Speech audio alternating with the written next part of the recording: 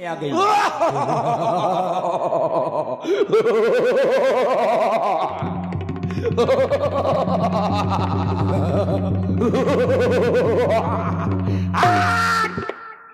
मार डालूं, काट डालूंगी, फाट डालूंगी। तुम दोनों भाइयों ने बना लिया है मुझको किरकिर के गैंग। कभी ये चौका मारता है, कभी ये छक्का मारता है। रुक जाओ, मैं समझ गई। जब तक ये सौतन जिंदा रहेगी मेरी बात न बनेगी। रुक सौतन, अभी तेरे को बगदा देती हूँ। आज दोनों भाइयों को खबवा खबवा मारूंगी, किसी को नहीं छोड़ूंगी। अरे ठहरिए देवी जी। नहीं ठहरूंगी अब मैं। अरे बुआ, हाँ। और तो सब ठीक है, ये हाथ में का लिए हो? ये है मेरा इस समय का टाइम बम। आजकल इन लोगों की दशा खराब चल रही है। इसीलिए ये रखती हूँ मैं टाइम बम। लक्ष्मण, देख रहे हो तुम देवी को।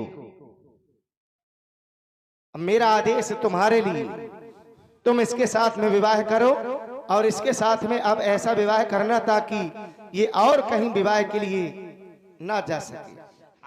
चाहे जो को करे, चाहिए करे, चाहे वो करे, चाहे वो करे, चाहिए करे, चाहे दोनों जने करे पे करे जरूर। अरे देवी जी।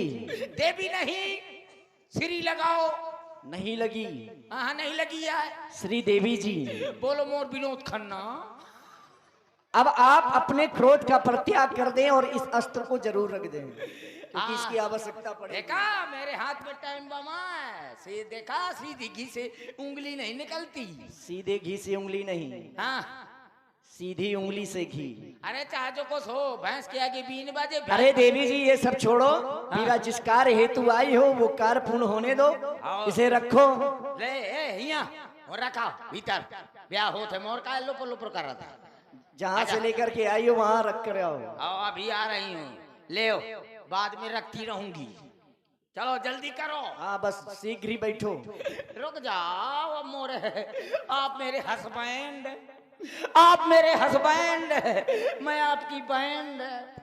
अरे ये सब छोड़ो। आप मेरे धर्म के पतीला, जबरदस्ती। मैं आपके धर्म के भगवनिया। जबरदस्ती। और कहा जब आप मुझसे ब्याह करियो तो ऐसे। अरे जब होगा तब होगा, अभी तो नहीं हुआ है। अभी विवाह के लिए बैठो। बैठे बैठे करोगे क्या? क्योंकि जो आपका श्रृंगार है वह अधूरा है। हम सर्वप्रथम आपका श्रृंगार करेंगे, उसके बाद में हम आपसे विवाह करेंगे। बिल्कुल जैसा आप कहेंगे वैसा मैं करूंगी। कैसे मैं हूँ आपकी पत्नी, तुम हो मेरे पतना। तो बैठे बैठे श्रृंगार करियो का। श्रृंगार बैठ के ही किया जाता है। मैं ना बैठे बैठे करवाऊंगी, मैं तो खड़े खड़े करवाऊंगी। श्रृंगार बैठ के ही किया जाता है। मेरी आदत नहीं है बैठे बैठे करवाने की। हम खड़े खड़े श्रृंगार नहीं करते। तो बैठे बैठे करवाइयो का। बैठो इस शिला पर। बैठे बैठे करना है। बैठ जाइए। ले करो। क्या पूरा गांव ही कंजड़ों का है का? ऐसा लंका की हूँ, राजकुमारी हूँ, कौन बंदरी है नो। बैठने का ये तरीका राजकुमारियों का नहीं है। तो अच्छे से बैठो, बंदरिया की तरह लटक रही हो। तो कहाँ बैठना है? तरह से बैठे जाते। अच्छे घर की पंडितायन हो। अच्छे से बैठो। अरे पंडितायन नहीं तो काकोरी नहीं होऊंगा। अरे अपना ध्यान ना रखो तो कम से कम अपने वंश की तो ध्यान रखो। तो कैसे ऊपर आ बैठना है? बैठो इस शिला पर। शिला पर बैठना है ना। फिर वही ले करो। और क्या, ऐसे ही बैठती होगी लंका में। कैसे कर? कैसे बैठने का भी ज्ञान नहीं है। तो कैसे आप समाज में किस तरह से बैठा जाए, किस तरह से बोला जाए, सीख लो। उतरो नीचे।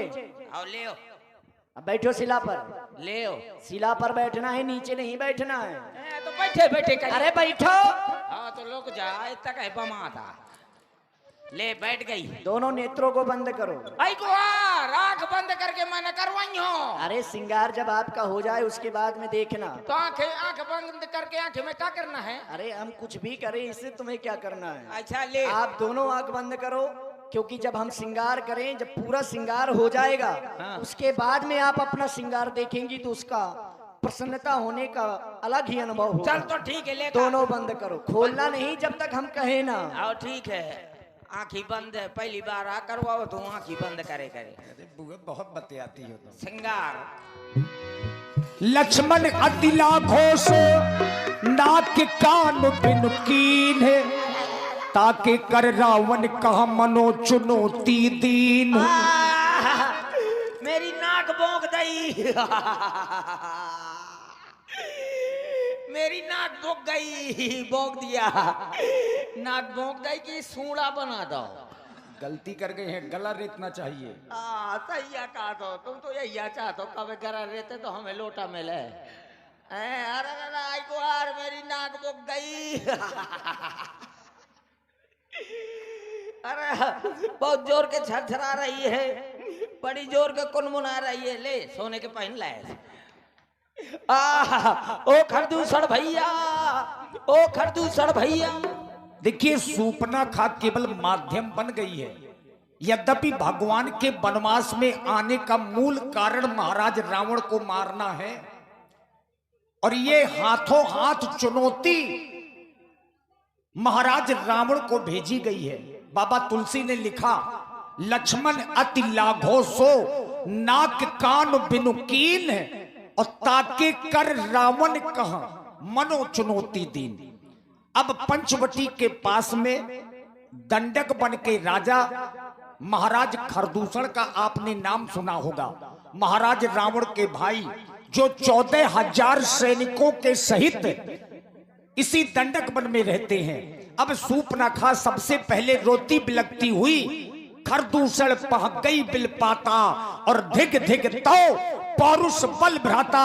अब अपने भाइयों के बल को धिक्कारने लगी कि धिक्कार है तुम्हारे बल को, तुम्हारे होते हुए तुम्हारी बहन के नाक और कान कट जाए, इसलिए तुम्हारे बल को धिक्कार है। और हमारा निवेदन अपनी समाज से है, माताओं बहनों से है कि श्री सीता हरण तक की लीला का हमारा प्रयास है। लेकिन अगर आप लोगों का सहयोग रहेगा तो निरंतर प्रसंग होंगे, चाहे सुबह के जितने बजे। बस आप लोगों के ऊपर है, जितना आप सहयोग दे पाएंगे उतने आगे के प्रसंग आप लोग देख पाएंगे।